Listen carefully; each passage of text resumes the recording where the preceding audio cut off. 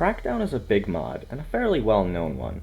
It changes the death sentence difficulty into a new difficulty called Crackdown, which is meant to rebalance death sentence. Recently, this mod has gotten a big update. According to the Crackdown informational website, most of our testers find Crackdown as hard as or harder than death sentence, and this is a big claim.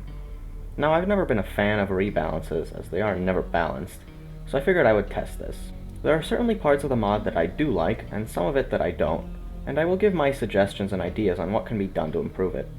It's worth saying that I'm not a programmer, I don't know how to make mods, and I likely never will. When it comes to programming, this is probably the best I can do.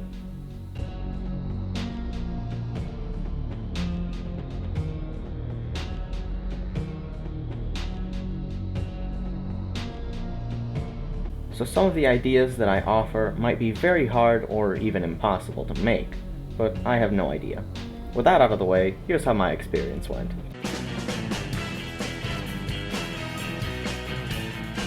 I first wanted to look into the changes that the mod made. I went into Enemy Spawner and started taking notes on things I saw. Something interesting this mod does is strengthen common enemies but weaken special ones. Although an interesting concept, what good does a special enemy do if it just dies before it can make its move on the player?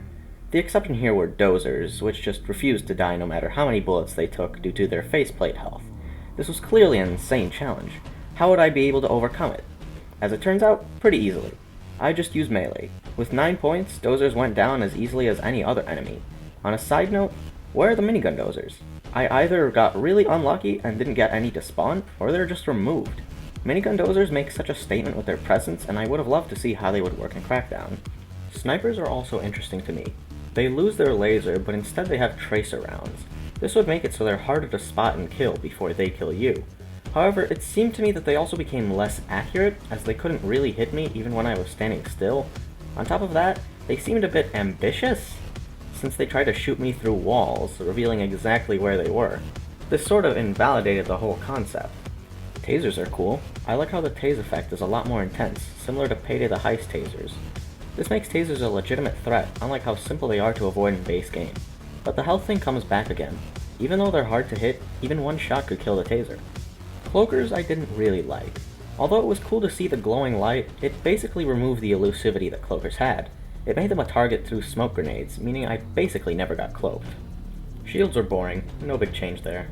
Now for a more interesting part of the mod. A new enemy called a grenadier. Grenadier? I don't know. He shoots tear gas grenades at you. The idea here is that he forces you out of cover, but I think the only time I had to change cover from him was literally once in the games I played. Kind of underwhelming.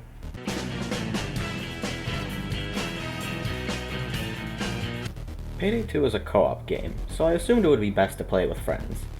So, that didn't work at all. I have no idea why, but for some reason, every time enemies started spawning, the lobby would just desync.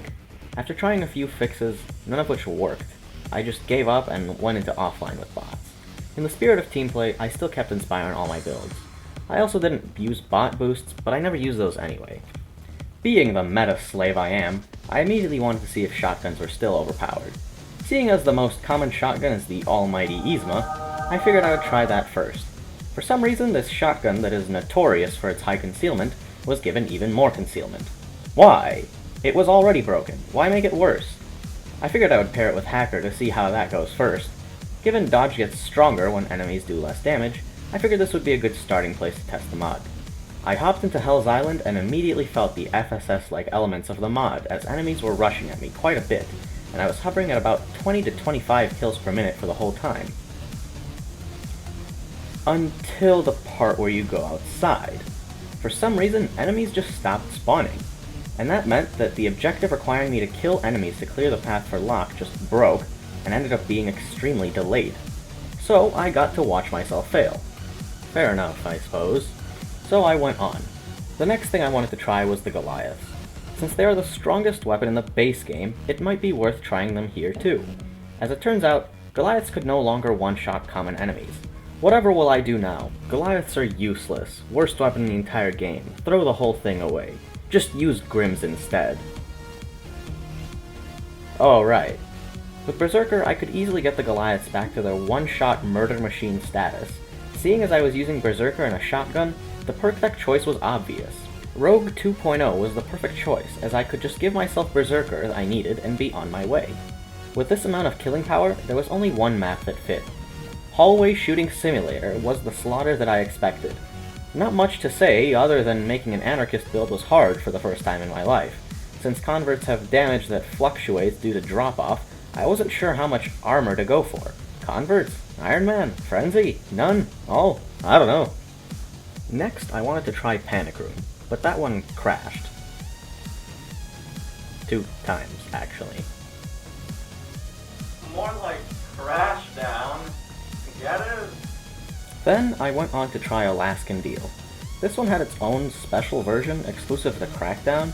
What could all these changes be? Different objectives? Different RNG? As it turns out, they just added turrets. This was cool until it wasn't. I quickly realized it was just a cheap way of making me camp for the turret to go down before I could fix the drill. Luckily, I decided to play Kingpin for that game, so I didn't really follow the rules. This was by far the hardest heist that I did, but not really for the reason it should've. Kingpin becomes difficult to play when enemies do low damage. Part of the reason why Kingpin is so good on Death Sentence is because it can heal so much off of what enemies do, and since this wasn't an option here, I needed something else. I always have Hostage Taker on Kingpin anyway, so I figured I would be fine. I was not fine. One thing Crackdown does is make converts harder to get. I could only get light swats to convert, and even then, only sometimes. I have no idea if heavies can even be converted, but I couldn't get it to happen. So as long as I had a convert, everything would be fine, right? It was not fine. Remember that turret thing? As it turns out, those turrets just killed all of my converts as soon as I got them, which meant I had no healing pretty much the whole time. In a very roundabout way, this mod nerfs health-based decks because of how weird converts become. I didn't play Stoic in my test games, but I'm betting it's still OP. The next thing I tried was armor. High armor combined with low enemy damage seemed like a great mix for me to be able to breeze through everything, and it sort of was. To balance that out, I went with my favorite type of weapon. Something to note is that the changed health values sort of invalidate everything that isn't a 250 damage sniper rifle, since they can one-shot every unit except dozers. In the base game, 500 damage sniper rifles have their niche since you can outdo 250 by targeting specials and killing everything else in the background. But here, there's no good reason to use anything other than 250s. Another note is that the FSS-like features really started showing their colors, as my frames started to die a bit. My little baby PC that can run every other game in the world at over 100 FPS can't run this shitty game with some mods, because of course it can't. The next map I tried was the hardest one available, that only the most experienced of players can restart 4 times beat. Another problem became pretty clear to me here was that Team AI was having some trouble in the eye of AI. It seemed that they just started wandering off into the middle of nowhere just to die. They also stopped helping each other up, meaning I had to get converts that I would need to trade afterwards. As it turns out, not killing stuff while playing Hitman with Krinkovs is surprisingly hard. I just barely ended up getting the converts and everything turned out okay. Not much to add besides that. Big Bank was up next, and I played it with Crook and Clarion. Although the damage that Crackdown does meant I didn't need to build HBV Crook the same way that you would with Frenzy, but I wanted that sweet damage, so I did anyway. Turns out that body expertise crit Zerk Clarion tears through bodies even more than it does in base game. Nothing really to say about this map, other than I regret not having bot boosts.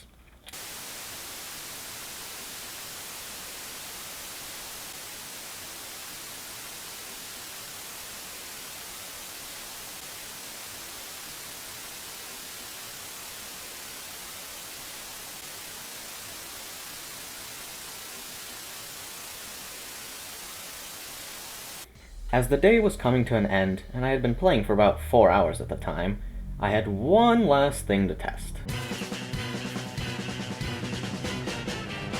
Majestic, if I say so. It worked oddly well. Again, that damage thing factors in, as the enemies really struggled to break my armor. In fact, they only broke it 3 times over the course of the entire heist, one of which was me just standing in front of a turret.